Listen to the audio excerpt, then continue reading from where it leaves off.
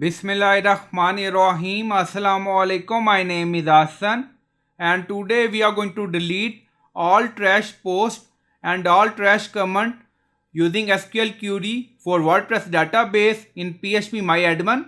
Before starting work, it's my request, please subscribe my channel. Thank you. Now back to our work. So we are in phpMyAdmin and this is our WordPress database, and we are going to remove unused or unnecessary data. Now you see SQL, so click on it. So we are in SQL section and then you see run SQL query. So now paste and you'll find both queries in video description or in comment section. Now you see delete from WP1W. So this is our table prefix. So you can add your table prefix and then you see table name post where post status trash. And then you see another query delete from WP1W.